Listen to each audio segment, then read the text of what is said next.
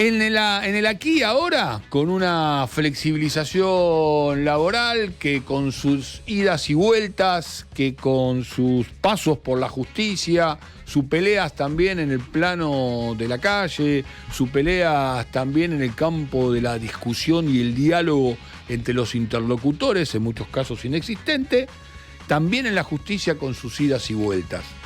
La verdad, todavía hay muchas cuestiones, y mirá que me dedico a esto, que no termino de entender. Así que se nos ocurrió convocar a un entendido al respecto, el doctor Gustavo Ciampa, él es abogado laboralista, y con él vamos a intentar analizar este momento de la reforma, de la flexibilización, de la reconversión laboral y de lo que puede llegar a ocurrir. ¿Cómo te va, Gustavo? Edgardo Chini te saluda aquí por La Gota. Hola Edgardo, ¿cómo te va? Un gusto estar con vos en el programa. No te veo en el Meet, no te me animaste en el Meet, mirá que sos coqueto, Gustavo, pero no te... un tema estético. No sé, tuve un desprendimiento de retina. Estoy operado hace muy poquitos días y estoy con el ojo morado, ¿viste? No, entonces te pido disculpas, vamos así por teléfono. Está bien, está perfecto. Bueno, un poquito hacia yo quiero escucharte, básicamente, porque quiero saber cómo estás evaluando el proceso de la discusión, si el plano de la discusión desde lo judicial es un camino posible, probable, y en todo caso, cuáles serían los argumentos para declararla inconstitucional y que finalmente no se aplique, más allá que en estos momentos de facto ya está funcionando, ¿no? Claro, está funcionando por una resolución que sacó una sala de la Cámara Nacional de Apelaciones del Trabajo. Es un tema técnico, pero con mucho efecto político y efecto en la realidad, que los jueces no dejaron de percibirlo, aunque no se exprese de tal forma en la resolución, porque lo que hicieron fue suspender, no revocar, no dejar sin efecto, darle un efecto a la apelación que hizo el Gobierno Nacional contra la resolución del juez de primera instancia que había suspendido la entrada en vigencia de la ley de modernización. Perdóname, porque empecé al revés, ¿no? Un juez de primera instancia del trabajo, el doctor Raúl Ojeda, a cargo del juzgado 63, dictó una medida cautelar en un juicio que inició la CGT, juicio al que después se agregan otros juicios iniciados por otros sindicatos, en el que dijo: vamos a tramitar este juicio, pero mientras tanto, como existe peligro de frustración de derechos, de afectación de derechos, mientras tramite el juicio, vamos a suspender la puesta en vigencia de la ley de modernización laboral. El Estado apeló, el juez concedió la apelación, pues está obligado a hacerlo, apeló esta medida cautelar, y dijo, bueno, pero mientras se resuelve si es correcta o no mi resolución que suspendió la entrada en vigencia de la ley de modernización, corresponde aplicar mi resolución, y hasta tanto se resuelva por parte de la Cámara, la ley no entró en vigencia.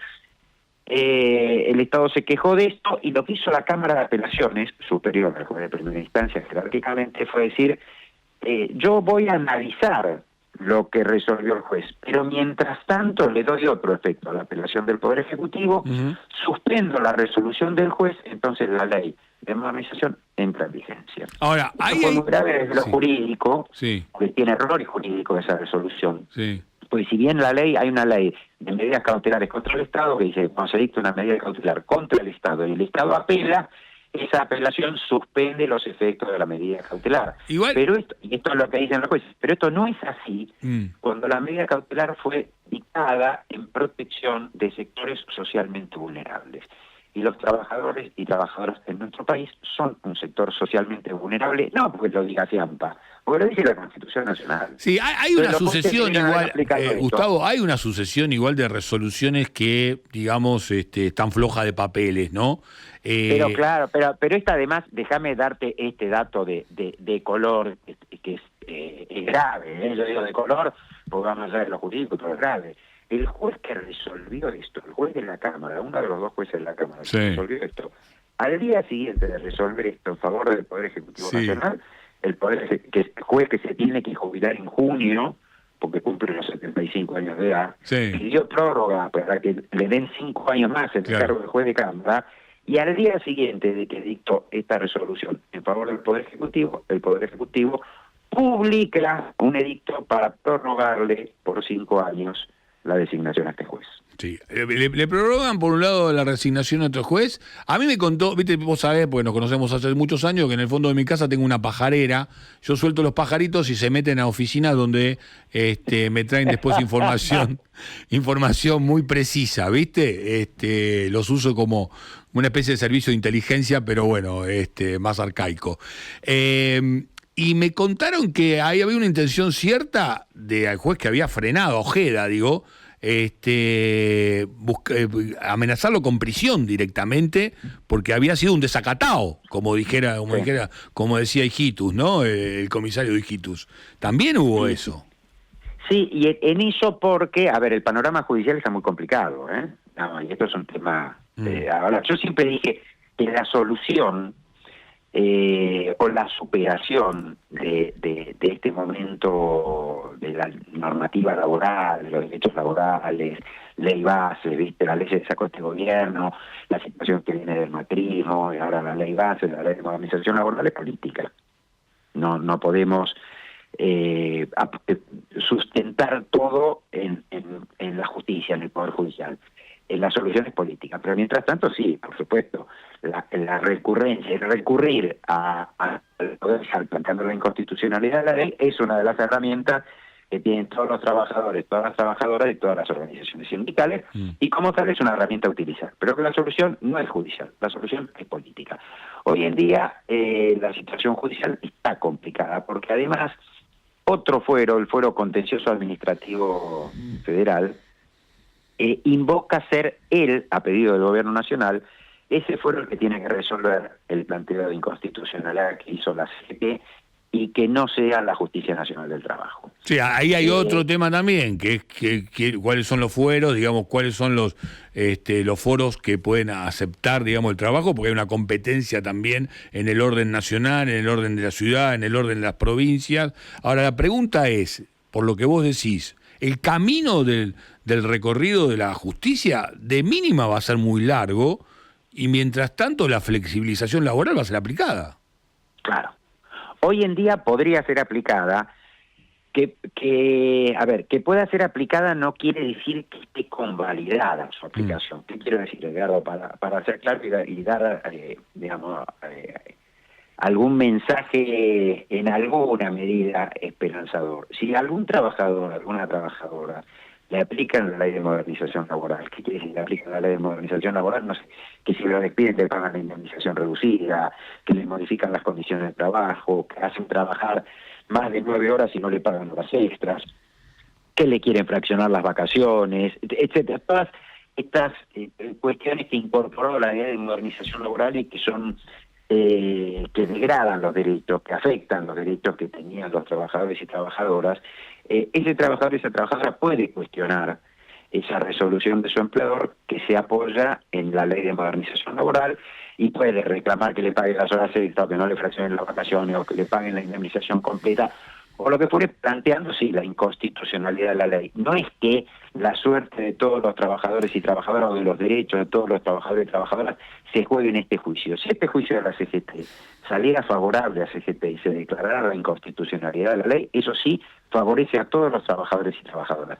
Pero si sale mal, no los perjudica, por supuesto. Yo prefiero que no salga mal, prefiero que salga bien. Sí. Es una mala señal que salga mal, pero no enajena la posibilidad de que los trabajadores y trabajadoras individualmente considerados planteen la inconstitucionalidad, lo mismo que los sindicatos. Claro, por eso yo estoy pensando en este momento en el laburante, la negociación colectiva. En el laburante que está necesitando tener un abogado personal, digo, para la defensa y bueno, y también confiar en las organizaciones sindicales para que ejerzan la defensa de estas conquistas y estos derechos históricos, pero hasta el derecho a huelga, que incluso Argentina en este sentido hacía punta, y digo hace punta, pero hoy por hoy está fuertemente cuestionado, ¿no? Sin hacer daño a los elementos de los lugares de trabajo, pero sí demandando mejores condiciones de empleo.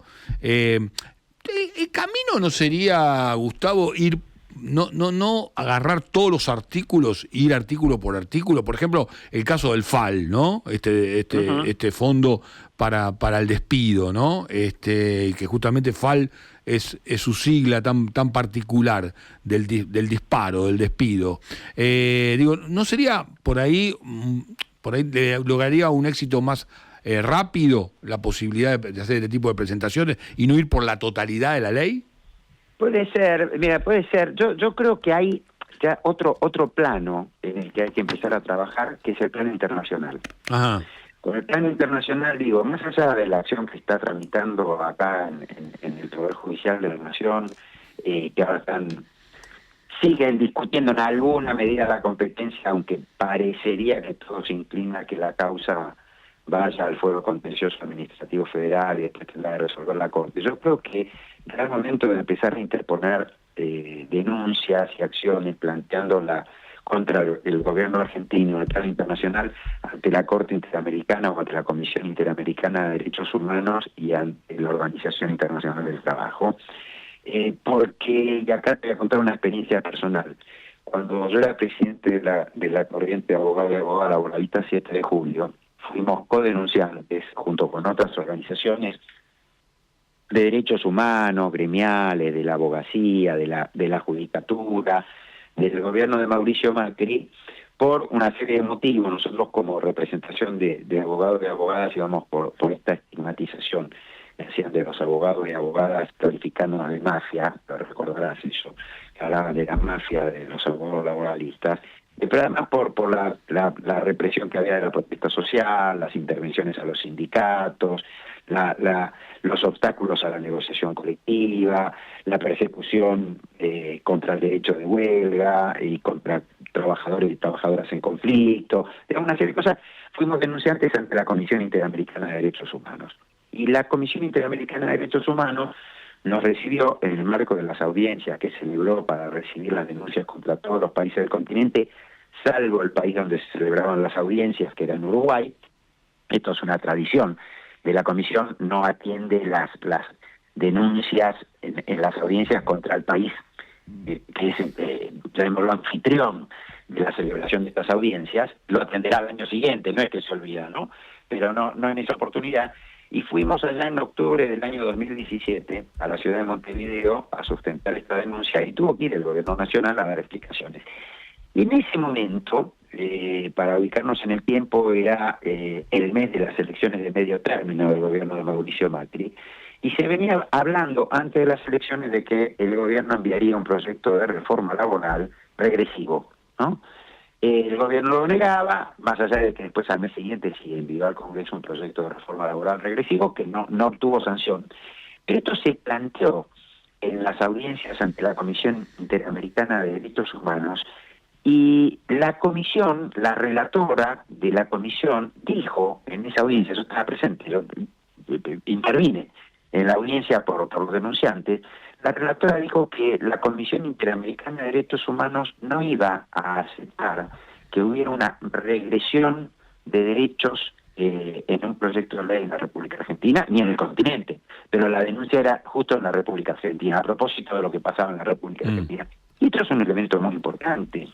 Además, la Corte Interamericana de Derechos Humanos tiene mucho material, muchas sentencias, muchos pronunciamientos, haciendo interpretación auténtica de la Convención Americana sobre Derechos Humanos, que en nuestro país tiene jerarquía constitucional y debe ser interpretada como la interpreta la Corte Interamericana de Derechos Humanos. Y esta ley de modernización laboral, lo mismo que la ley base, son claramente violatorias de la Convención Americana sobre Derechos Humanos.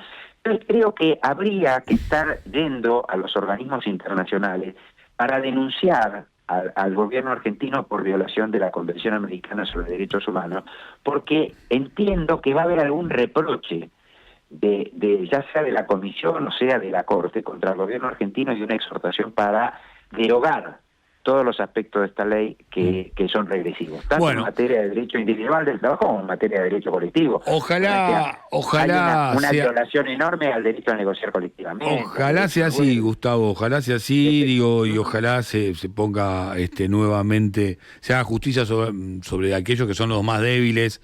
También hay una cuestión de ese orden que hay que cuestionar, digamos, pero ojalá que sea así, digo. Por ahí hay un tiempo en ese proceso, yo descreo hoy por hoy de muchos de los roles que están cumpliendo los organismos internacionales, se hace muy difícil realmente hacer valer estas leyes, ¿no? Que nos han regido, pero ojalá que sea así. En paralelo me parece que hay que tomar otro tipo de acciones.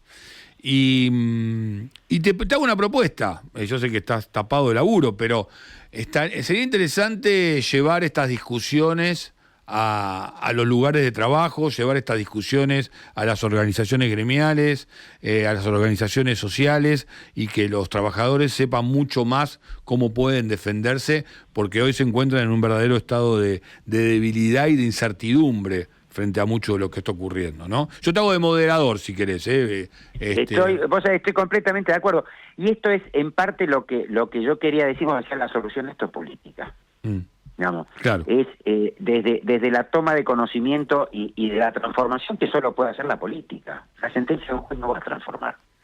Gustavo, más allá de que pueda frenar la ley. Pero la transformación es política. Nos quedamos con esa. Te mandamos un abrazo grande. Gracias por participar, como siempre, y estar predispuesto aquí en La Gota. Nos estaremos viendo y hay mucho laburo por hacer. Abrazo grandote. Que termines bien el día. Un abrazo grande, Edgardo, y gracias por la nota. Un abrazo. Gustavo Ciampa, abogado laboralista, pasó por aquí por La Gota.